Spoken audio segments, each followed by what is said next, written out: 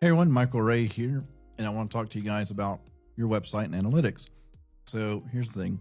You have a website. It does all the good things. It's hopefully generating traffic and people are coming to your business because of your website and all the things. But could you make it better? A design of a site, that's something you think about deeply when you first build that site. And then you quit thinking about it for a couple of years. And then you're like, the site looks old. Maybe I should go revisit it now.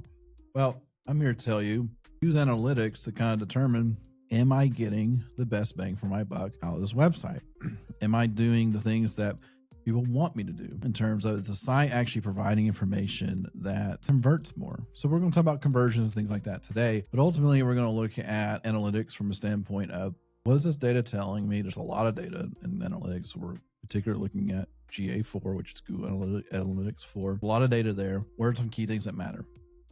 Now, the things I'm about to show you, they matter from my standpoint. Let's keep it simple and focused and not look at all the details. There are lots of videos out there that talk about much deeper things about GA4, but we're going to be talking about just some key things. So I've taken the persona of, you're a business owner, if you're in an urgent care space, a doctor, most likely.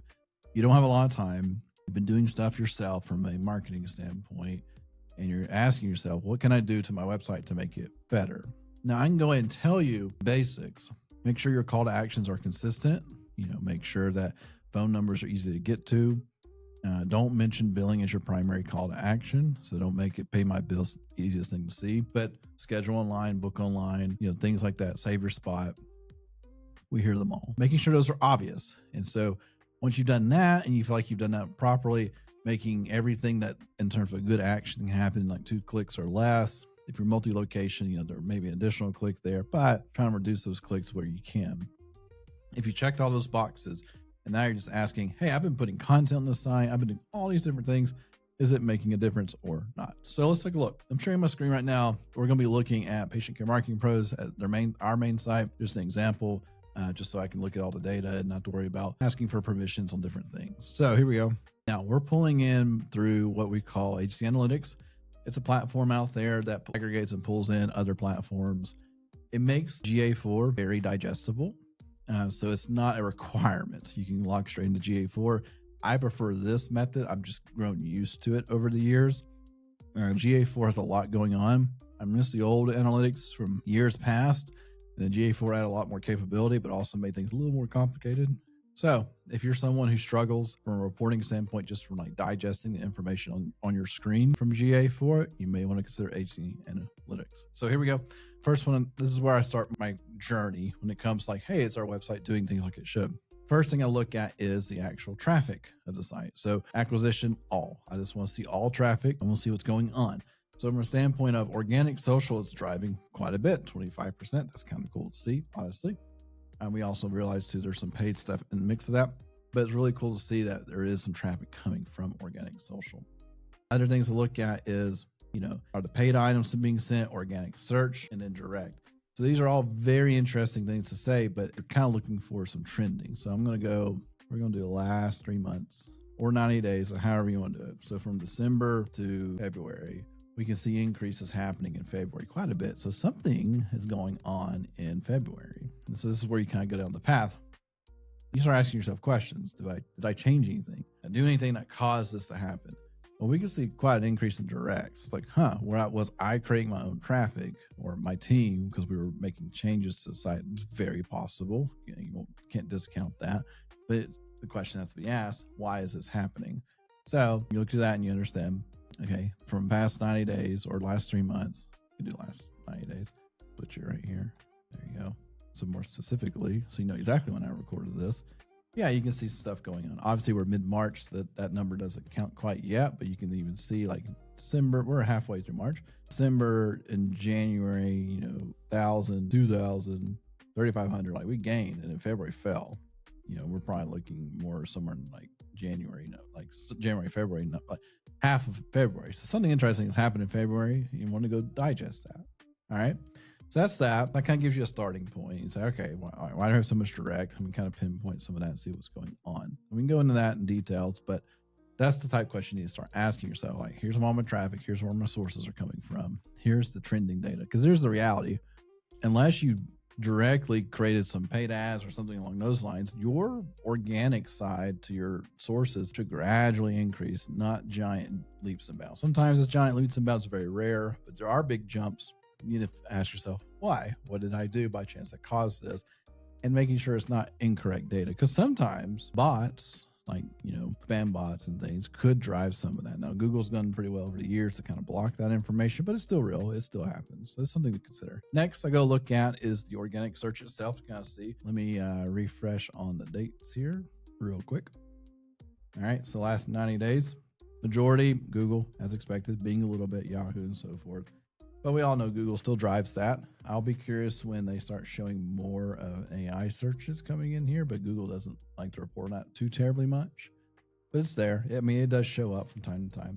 All right, but you're looking here though, so you're seeing that 44% bounce rate. So there was, you can see, is kind of consistent. While that graph looks a little wild, went from 50% down to 40% down to 45. So it's kind of just averaged out right now.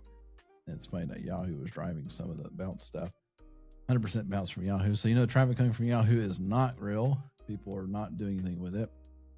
Google is driving the rest of that, Bing and so forth. And, there's a little bit of Yahoo right there. And then they don't have good data on DuckDuckGo and so forth. So, what's bounce rate? I went to the site. If you had 10 people go to the site, in this scenario, 4 to 5 people left the site without doing much. They just went to the site and left. They bounced. They didn't click anywhere. They didn't do anything. They just hit the page on your site, most likely your home page, and then they left. So 44% of those people did that. There's our rule of thumb. If you're below 40, you're probably doing right. Now, there's some exceptions to that in certain industries, but yeah, below 40, you're in the right path. If you're in the 20s, you're doing great. If you're in the below 20 in the 10s or single digits, I question it almost. Like, that seems too good to be true.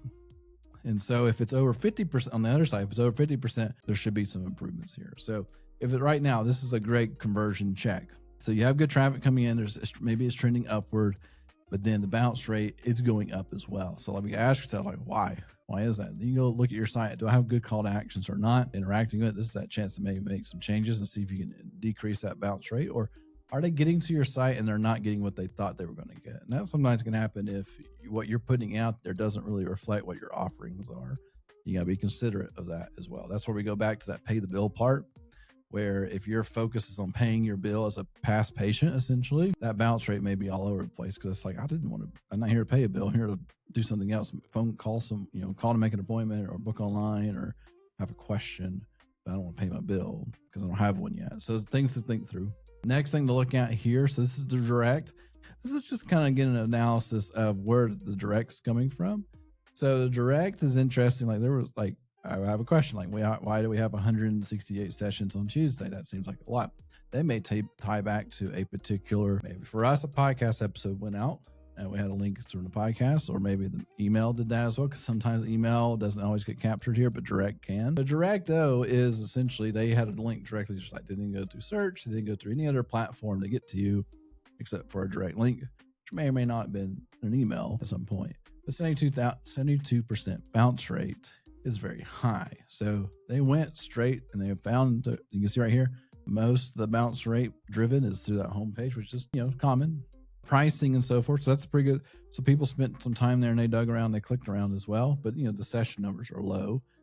So that's something to look at. And then you have startups, you have toolkit, discovery calls, all the things. So you can kind of see what's going on from that standpoint. So it's interesting.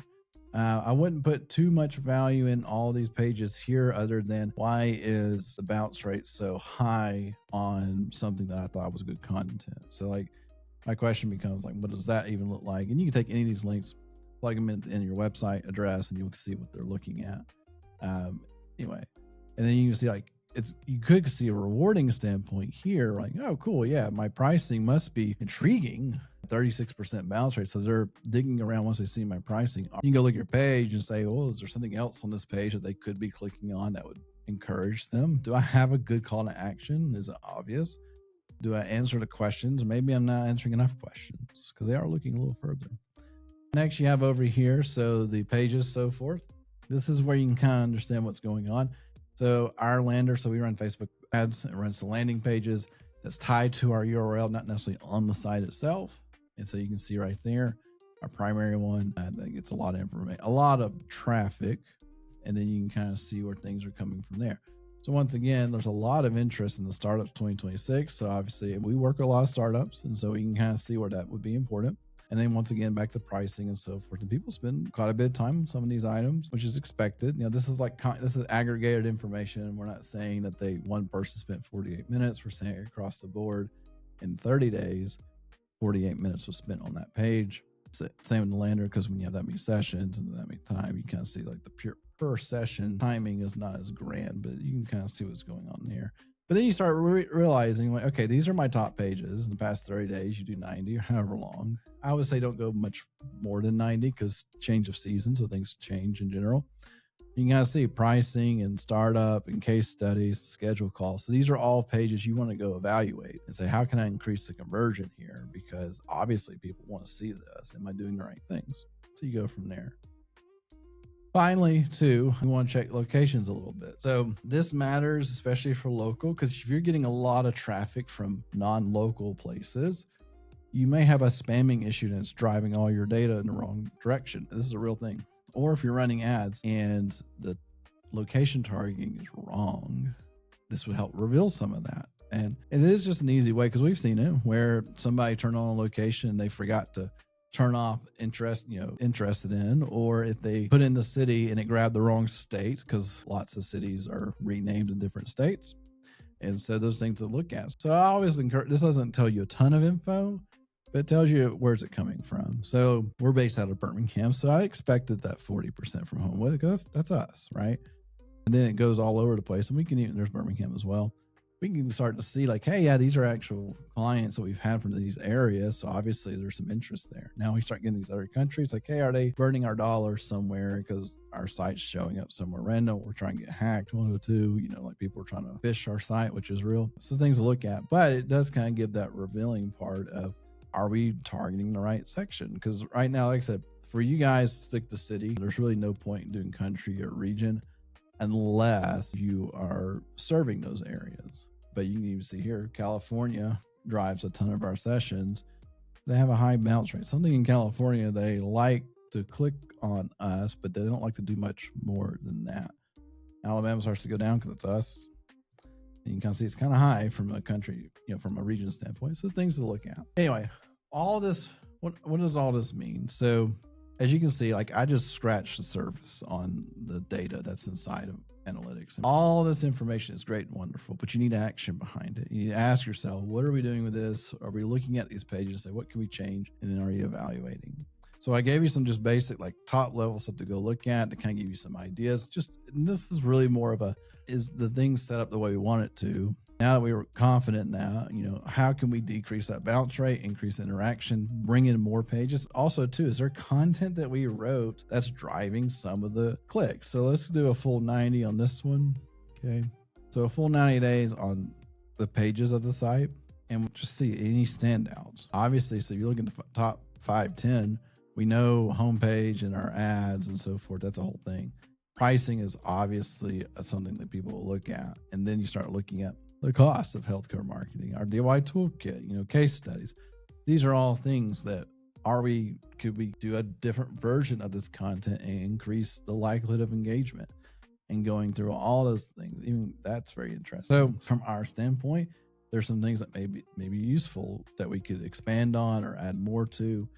And so I just think it kind of gives us jumping off points. And then asking ourselves on those particular pages, do we have the right call to actions? So we just enhance the content that's already there and make sure we have good call to actions following. Anyway, so I wanted to walk through all that with you guys, kind of give you an idea of what that could look like. There's a lot of info here. I'm not the only YouTube video out there that talks about GA4 and conversions.